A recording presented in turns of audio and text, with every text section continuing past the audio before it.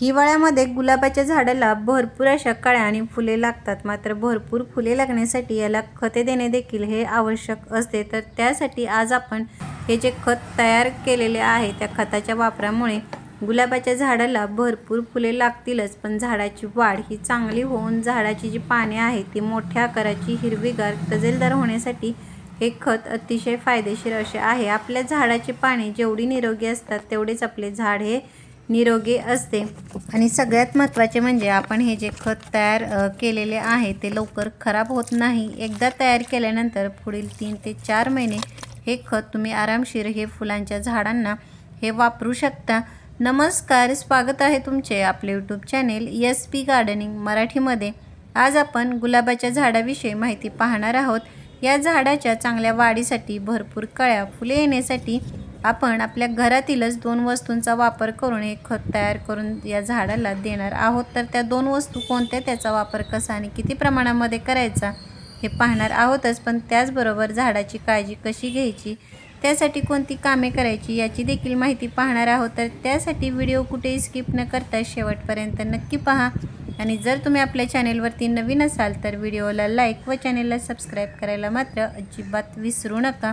गुलाबाच्या झाडावरती जेव्हा कळ्या यायला सुरुवात होते तेव्हा त्या कळ्या मोठ्या आकाराच्या होऊन फुले लवकर उमलण्यासाठी, फुलांचा आकार मोठा होण्यासाठी झाडाला खताची म्हणजेच पोषक तत्वाची ही गरज असते. आणि कुंडीमध्ये लावलेल्या झाडांना तर दर 8 ते 10 दिवसातून एकदा खत देणे हे आवश्यक असते. तर आज आपण खत तयार करण्यासाठी केळी आणि गूळ या 2 वस्तूंचा वापर हा करणार आहोत, कारण या दोन्ही वस्तू झाडांच्या वाढीसाठी आणि भरपूर फुले येण्यासाठी अतिशय फायदेशीर अशा आहेत.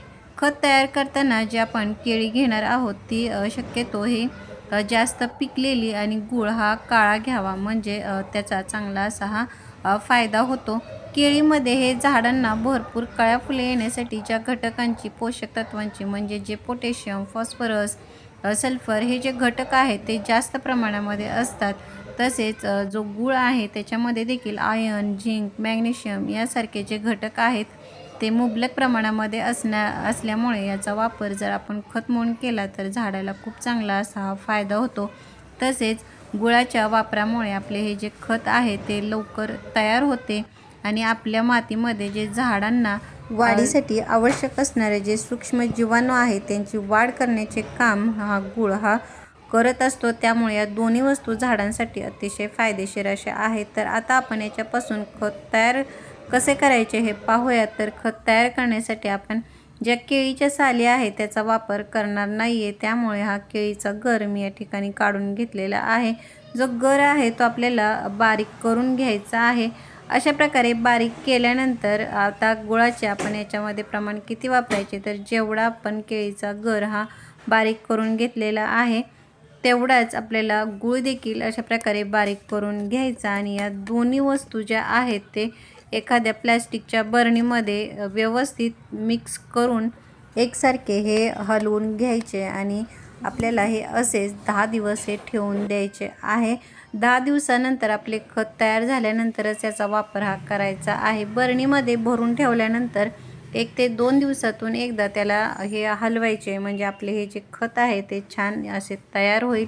हे जे 10 दिवसानंतर अशा प्रकारे खत तयार झाल्यानंतर तुम्ही त्याचा वापर हा करू शकता. हे खत तयार केल्यानंतर हे लवकर खराब होत नाही. पुढील 2 ते 3 महिने तुम्ही त्याला आरामात झाडांना खत म्हणून हा वापर करू शकता. आता हे जे तयार झालेले खत आहे याचा वापर कसा आणि किती प्रमाणामध्ये करायचा हे आपण पाहूयात. पण झाडांना खते देण्याबरोबरच झाडावरती काही कामे देखील करावी लागतात. म्हणजे झाडाच्या कुंडीतील जी माती आहे ते अधूनमधून म्हणजे कमीत कमी 15 ते 20 दिवसातून एकदा तरी अशा प्रकारे हलवून थोडी मोकळी करायची, म्हणजे झाडाच्या कुंडीतील माती ही भुसभुशीत होते आणि अशा मातीमध्ये आपली झाडे ही चांगली वाढतात. त्याचबरोबर आपण जी पण खते देतो ती अशा मातीमध्ये व्यवस्थित मिक्स होतात.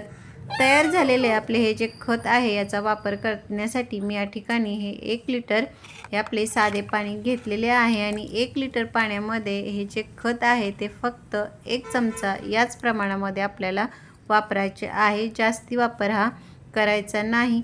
पाण्यामध्ये हे खत व्यवस्थित मिक्स केल्यानंतर याचा वापर तुम्ही 15 ते 20 दिवसातून एकदा केला तर झाडाला भरपूर अशा कळ्या आणि फुले लागलेली तुम्हाला दिसून येतील. तर कसा वाटला व्हिडिओ मला कमेंट बॉक्समध्ये नक्की सांगा. भेटूयात पुढील व्हिडिओमध्ये. तोपर्यंत बाय.